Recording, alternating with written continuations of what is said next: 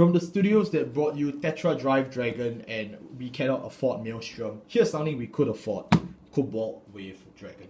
Hey, what's going on, guys? I'm Izzy4 here. Today we are covering Cobalt with Dragon. Super obscure boss from the Link Joker era. It was a budget boss, but hey, they brought him back. It was super fun, and someone else bought it. That's not me.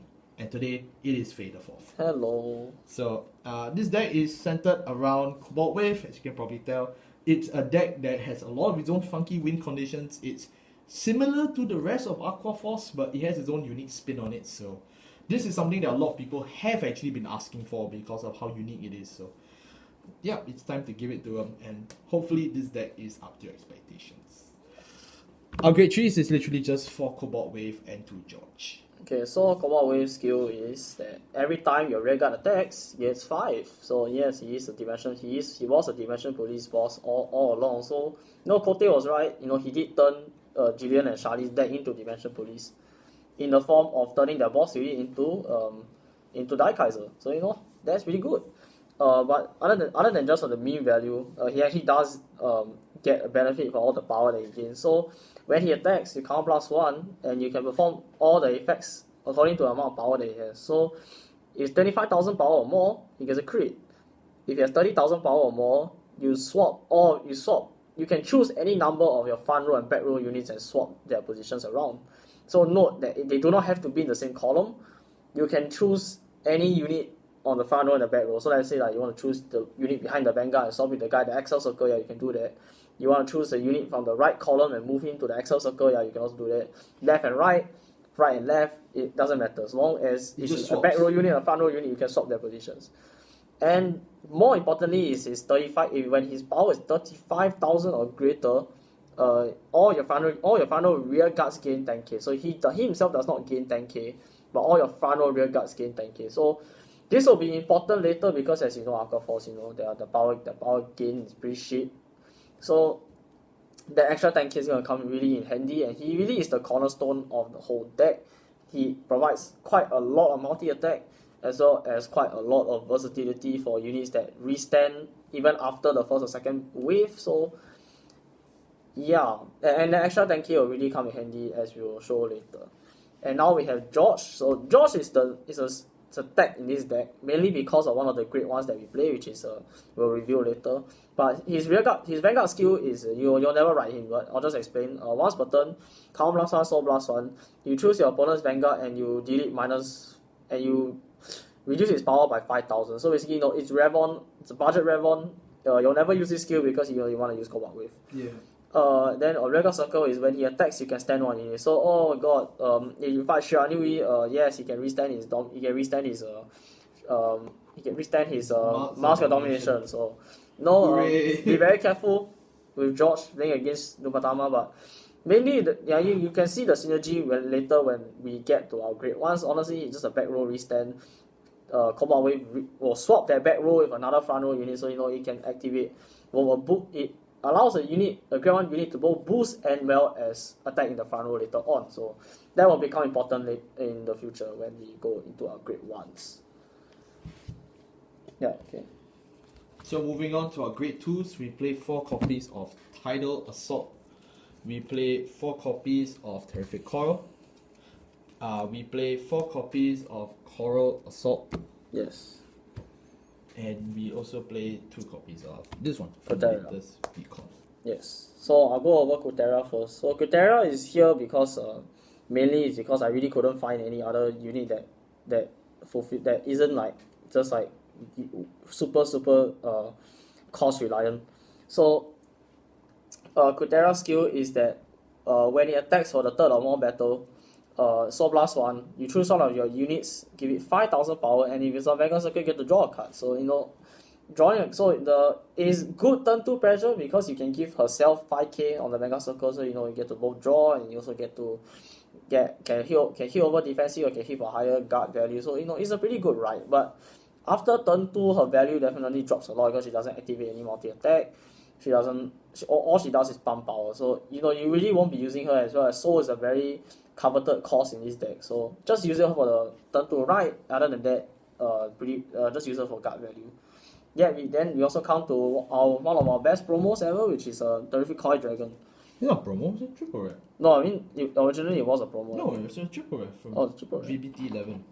Oh yeah, okay, my bad. So it's Terrific Koi has 2 skills. On Rear Guard Circle, when it is restood by a card ability, once per turn, it gets 5,000 power. Then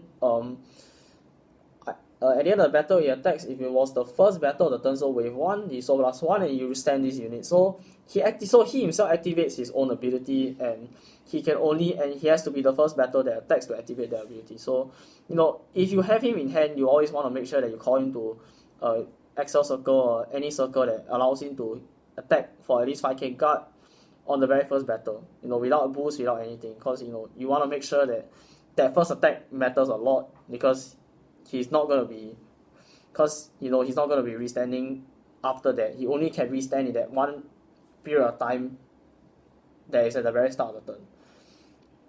Is he a good opener? Yes, I feel like he is the best opener for this deck, but you'll see that there are some moments where you actually might not want to use him as opener, because you will want those extra front row slots for other shenanigans later on, which we move on to our other good. So if I'm going to the early game unit, and I'll move on to a late game unit, which is Coral Assault. So Coral Assault skill is that at the end of the battle when he attacks, if you have 4 or more rested rear guards, he gets 15k until end of turn. So 24k beater for Aqua Force really does solidify that even though everything else might not be hitting, your opponent checked the defensive, he will still be able to hit for a solid number even on a non-Excel circle, even without a boost. So he's a good fail-safe in that regard. But mainly the reason why we use Coral Assault is because of his second ability, which is at the end of the battle, at the end of your turn, if you conducted 4 or more battles this turn, you put him to soul and draw a card. So, he cycles himself for 1, and then, he gives you soul, which is very, very important for this deck. And overall, Coral Assault will never let you down. He's a very, very solid staple unit for Aqua Force. Always use him. And now you move on to the bread and butter of Cobalt Wave, which is Tidal Assault. So Tidal Assault has one ability, but he has 2 different conditions for it. So at the end of the battle, is when he attacks once per turn, Soul Blast 1, and you immediately stand this unit. So, he still finishes the battle, but, he will be in the stand position at the end of the turn, at the end of the battle, so that means that he can swing one more time. But if that battle was the second or more battle of that turn, so that means that you did not attack him for wave 1, he will lose 5k afterwards. Now you might be thinking, 9k to 4k, that's pretty bad. But you must remember that Cobalt Wave gives 10k to the front row. So, if you have a Tidal Assault in the back row that you swap to the front row, when Cobalt Wave does is all is attacking, right? That Tidal Assault will go from 9 to 19, and then after Tidal Assault uses his skill, he goes from 19 to 14. So he can still hit magic number, still hit your World's Vanguard, even after the power minus. So that is one of the main win cons of Cobalt Wave, is that you want to have as many Tidal Assault for the late game. This is why you do need a lot of soul in this deck. It's why Coral Assault is very important. That's why you don't want to spam Crypteria, which is why you might not want to call Tertiary Coin that often, even though just want to call him for the early pressure, and then that's about it. But Tidal Assault really is the end game of this deck, because if you can get 3 to 4 Tidal Assault in the front row when you do your Cobalt Wave turn, your opponent is going to die.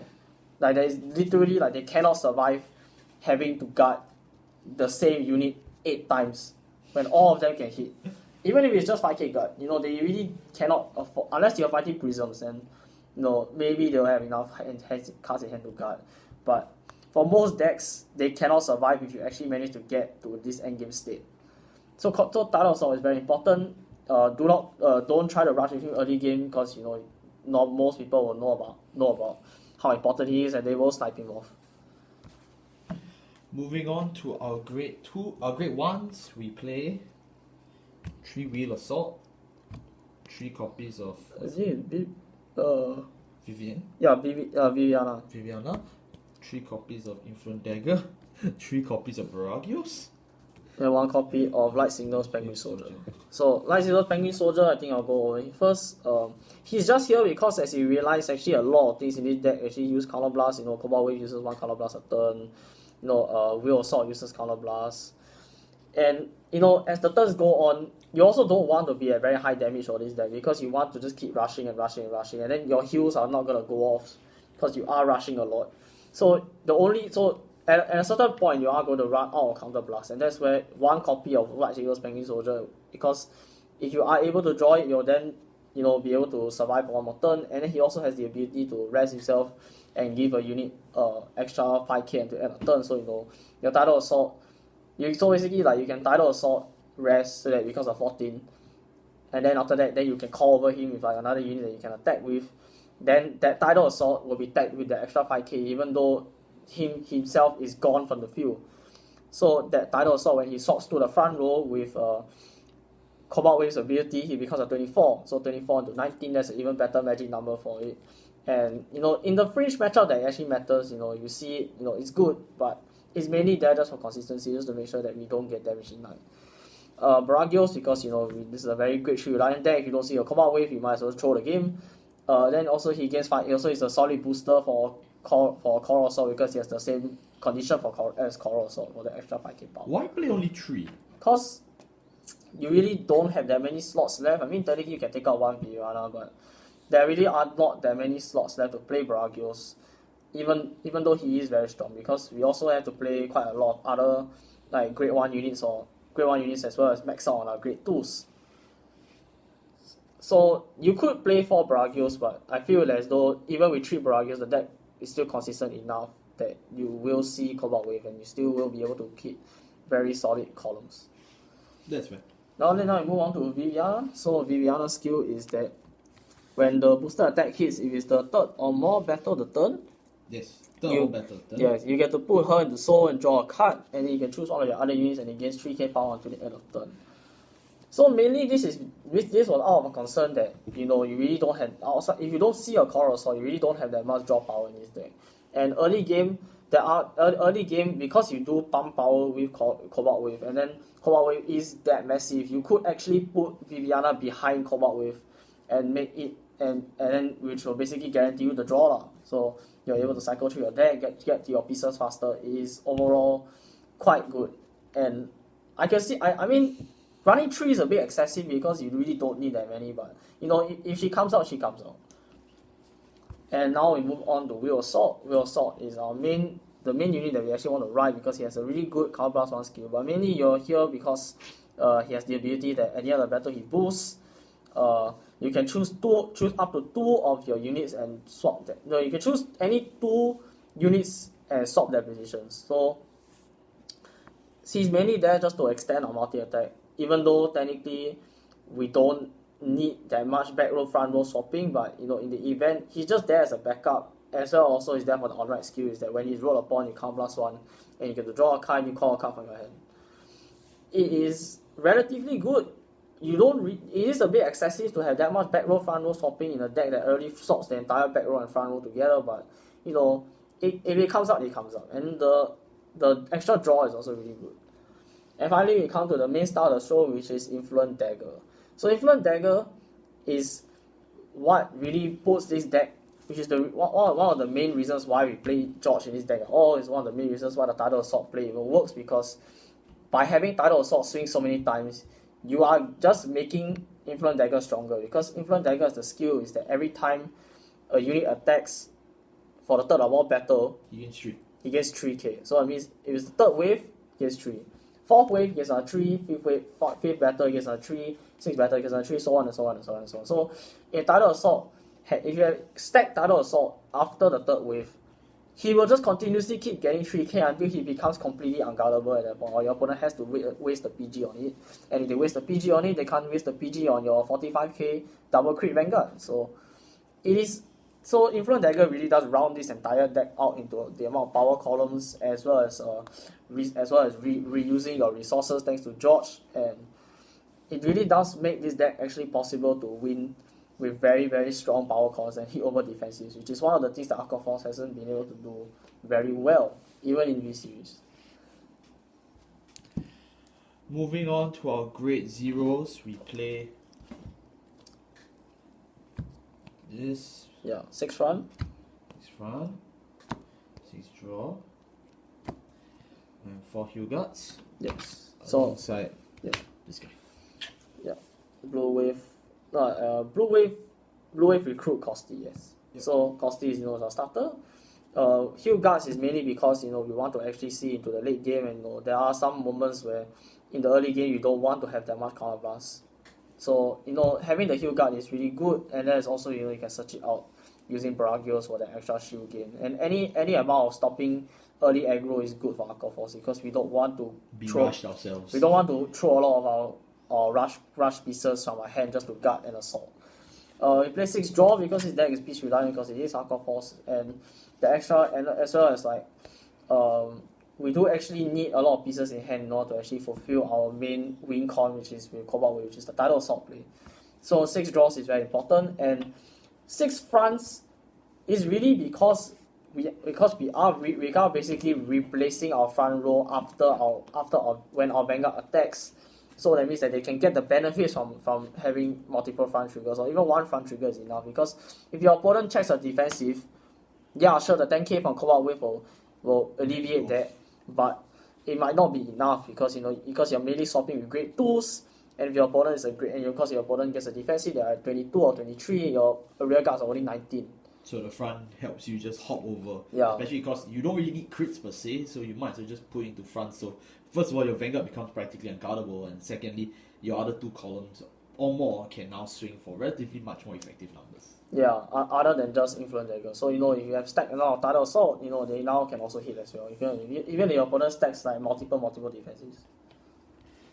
Okay, and that actually wraps it up for Cobalt Wave. So overall, Cobalt Wave, it is. I will be the first to admit because as we've said before, I was really really hyped for Tetra Drive. I played that deck to absolute death. I love that deck, but even with my love for Tetra Drive, I did need sort of a break from that play style where if you don't see Tidal Assault, you don't see Terrific Coil, the deck just dies.